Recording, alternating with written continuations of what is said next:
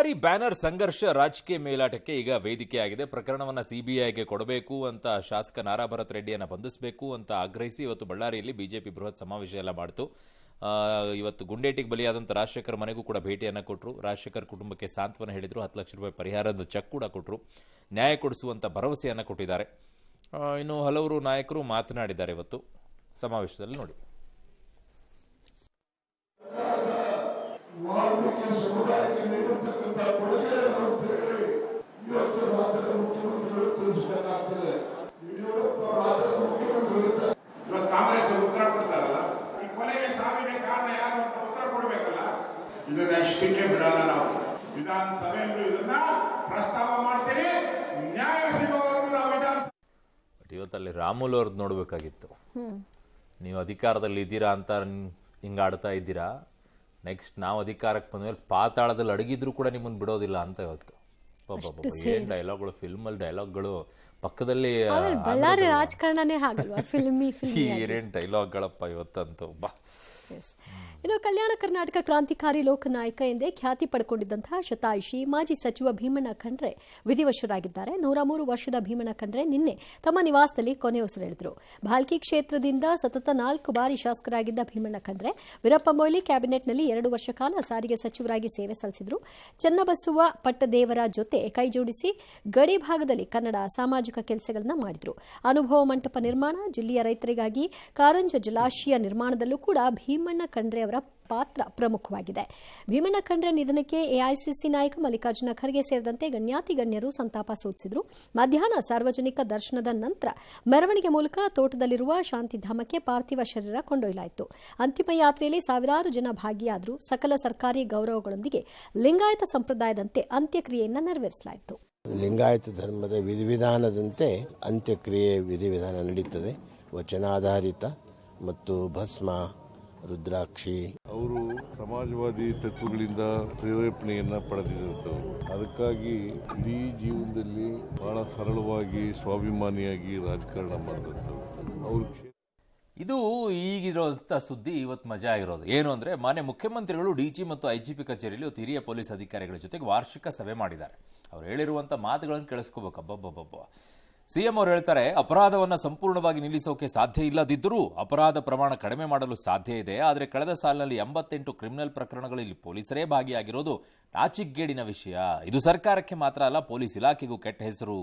ರಾಜ್ಯದಲ್ಲಿ ಕೆಲವು ಪೊಲೀಸ್ ಠಾಣೆಗಳು ಉತ್ತಮ ಕೆಲಸ ಮಾಡ್ತಾ ಇವೆ, ಇನ್ನು ಕೆಲವು ಠಾಣೆಗಳು ಸರಿಯಾಗಿ ಕೆಲಸ ಮಾಡ್ತಾ ಇಲ್ಲ.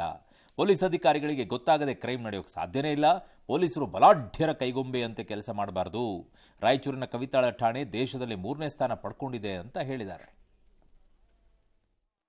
ಪೊಲೀಸ್ ಇಲಾಖೆ ಕೆಲವು ಠಾಣೆಗಳಲ್ಲಿ ಚೆನ್ನಾಗಿ ಕೆಲಸ ಮಾಡ್ತಾ ಇದ್ದಾರೆ, ಇನ್ನು ಕೆಲವು ಪೊಲೀಸ್ ಠಾಣೆಗಳಲ್ಲಿ ಕೆಲಸ ಮಾಡ್ತಾ ಇಲ್ಲ. ಸುಮಾರು 88 ಪ್ರಕರಣಗಳಲ್ಲಿ ಪೊಲೀಸ್ನವರೇ ಶಾಮೀಲಾಗಿದ್ದಾರೆ. ಅಷ್ಟು ದುಡ್ಡು ಇಸ್ಕೊಂಡ್ಬಿಟ್ಟು ಪೊಲೀಸ್ ಸ್ಟೇಷನ್ಗೆ ವರ್ಗಾವಣೆ ಮಾಡೋದು ನಿಲ್ಲಿಸಿ, ಅವಾಗ ಸರಿಯಾಗತ್ತೆ ಎಲ್ಲ. ಚಿಕ್ಕಬಳ್ಳಾಪುರ ಜಿಲ್ಲೆಯ ಶಿಡ್ಲಘಟ್ಟ ನಗರಸಭೆ ಪೌರಾಯುಕ್ತೆ ಅಮೃತಗೌಡ ಅವರಿಗೆ ಕರೆ ಮಾಡಿ ಬೆದರಿಕೆ ಹಾಕಿರುವ ಕಾಂಗ್ರೆಸ್ ಮುಖಂಡ ರಾಜುಗೌಡ ಬಂಧನದ ಭೀತಿಯಿಂದ ತಲೆಮರೆಸಿಕೊಂಡು 3 ದಿನ ಆಗಿದೆ. ಇನ್ನೂ ಸಿಕ್ಕಿಲ್ಲ. ಬೇಲು ಕೂಡ ಈಗ ಸಿಕ್ಕಿಲ್ಲ ಅಂತೆ ಅವರಿಗೆ. ಬೇಲ್ ಸಿಗೋವರೆಗೂ ಅವ್ರನ್ನ ಅರೆಸ್ಟ್ ಮಾಡಲ್ಲ ಬಿಡಿ, ಅಲ್ಲಿಗೆ ಮುಗೀತು. ಮುಂಬರುವ ತಮಿಳುನಾಡು ಚುನಾವಣೆಗೆ ಭರ್ಜರಿ ತಯಾರಿ ನಡೀತಾ ಇದೆ. ತಮಿಳುನಾಡಿನ ಅಧಿಕಾರದ ಪಟ್ಟಕ್ಕೇರಲು ಸರ್ಕಸ್ ಕೂಡ ಮುಂದುವರೆದಿದೆ. ಮತದಾರರ ಮನವೊಲಿಸಲು ಕಸರತ್ತು ಮುಂದುವರೆದಿದ್ದು, ಎಐಎಡಿಎಂಕೆ ಮತದಾರನ ಸೆಳೆಯೋಕೆ ಮೊದಲ ಹಂತದಲ್ಲಿ 2,000 ರೂಪಾಯಿ, ಮಹಿಳೆಯರ ಜೊತೆಗೆ ಪುರುಷರಿಗೂ ಉಚಿತ ಬಸ್ ಸೇವೆ, ಹೀಗೆ ಹಲವಾರು ಘೋಷಣೆಗಳನ್ನು ಮಾಡಿದೆ. ಸೊ ಆ ಘೋಷಣೆಗಳ ಪೈಕಿ ಪಂಚ ಘೋಷಣೆಗಳನ್ನ ನೋಡೋಣ. ಮಹಿಳೆಯರಿಗೆ 2,000 ರೂಪಾಯಿ ಮಾಸಿಕ ಸಹಾಯಧನ ನಗರ ಸಾರಿಗೆ ಬಸ್ಗಳಲ್ಲಿ, ಪುರುಷರಿಗೆ ಉಚಿತವಾಗಿ ಪ್ರಯಾಣ. ಇಲ್ಲಿ ಕೇವಲ ಮಹಿಳೆಯರಿಗೆ, ಅಲ್ಲಿ 2 ಕಡೆ. ಇನ್ನು ಅಮ್ಮ ಇಲ್ಲಂ ಯೋಜನೆ ಅಡಿಯಲ್ಲಿ ನಿರ್ವಸತಿಗರಿಗೆ ವಸತಿ ಕಲ್ಪಿಸುವಂತಹ ಯೋಜನೆ. ಗ್ರಾಮೀಣ ಪ್ರದೇಶಗಳ ಅಭಿವೃದ್ಧಿಗಾಗಿ ಕೂಲಿ ದಿನ 150ಕ್ಕೆ ಹೆಚ್ಚಳ ಮಾಡಲಾಗಿದೆ. ಇದು ಕೇಂದ್ರದ ಜಿರಾಮ್ಜಿ, ಅದರಲ್ಲೇನಿದೆ 125, ಈಗ ಅದನ್ನು ಇನ್ನೂ ಹೆಚ್ಚುವರಿಯಾಗಿ 25.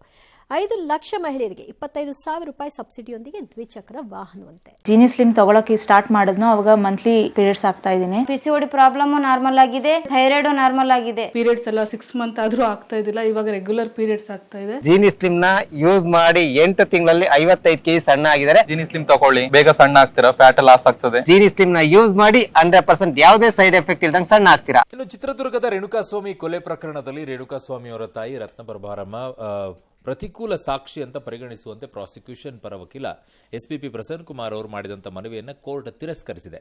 ರೇಣುಕಾಸ್ವಾಮಿ ತಾಯಿ ರತ್ನಪ್ರಭಾ ನೀಡಿದ ಹೇಳಿಕೆಯಲ್ಲಿ ಗೊಂದಲ ಇದ್ದ ಕಾರಣ ಎಸ್ಪಿಪಿ ಪ್ರಸನ್ನ ಕುಮಾರ್ ರತ್ನಪ್ರಭಾ ಸಾಕ್ಷಿ ಹೇಳಿದ್ದನ್ನು ಪ್ರತಿಕೂಲ ಸಾಕ್ಷಿ ಅಂತ ಪರಿಗಣಿಸುವಂತೆ ಕೋರ್ಟ್ಗೆ ಮನವಿ ಮಾಡಿದರು. ಆದರೆ ಪ್ರಾಸಿಕ್ಯೂಷನ್ ಮಾಡಿದ್ದ ಈ ಮನವಿಯನ್ನು ಕೋರ್ಟ್ ತಿರಸ್ಕರಿಸಿದೆ.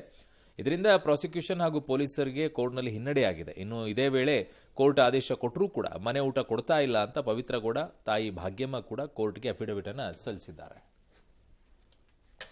ಗದಗ ಜಿಲ್ಲೆ ಮುಂಡರಗಿ ತಾಲೂಕಿನ ಕೊರ್ಲಹಳ್ಳಿ ಗ್ರಾಮದಲ್ಲಿ ಗೂಢವಾಗಿ ಗೆಜ್ಜೆ ಶಬ್ದ ಕೇಳಿಬರ್ತಾ ಇದೆ. ಗ್ರಾಮದ ಆಂಜನೇಯ ದೇವಸ್ಥಾನದಲ್ಲಿ ರಾತ್ರಿ ವೇಳೆ ಈ ಶಬ್ದ. ಗ್ರಾಮದ ಮಾಯಮ್ಮ ಹಾಗೂ ದುರ್ಗಮ್ಮ ದೇವಿಯನ್ನ ಇರಿಸಿದಂತಹ ಜಾಗದಲ್ಲಿ ಗೆಜ್ಜೆನಾದ ಕೇಳ್ತಾ ಇದೆ. ಅಂದಹಾಗೆ ಕಳೆದ 1.5 ತಿಂಗಳ ಹಿಂದೆ ಮಾಯಮ್ಮ ದುರ್ಗಮ್ಮ ದೇವಸ್ಥಾನಕ್ಕೆ ಬೆಂಕಿ ಬಿದ್ದಿತ್ತು. ಆಗ ದೇವಿ ಮೂರ್ತಿಯನ್ನ ವಿರೂಪಗೊಳಿಸಲಾಗಿತ್ತು. ಆ ವಿರೂಪಗೊಂಡ ಮೂರ್ತಿಗಳನ್ನ ಹತ್ತಿರದ ಆಂಜನೇಯ ದೇವಸ್ಥಾನದಲ್ಲಿ ಇರಿಸಿದ್ದಾರೆ. ಈಗ ಈ ಜಾಗದಲ್ಲಿ ನಿಗೂಢ ಗೆಜ್ಜೆನಾದ ಕೇಳಿಬರ್ತಾ ಇದ್ದು ಎಲ್ಲರಿಗೂ ಕೂಡ ಆತಂಕವೋ ಆತಂಕ.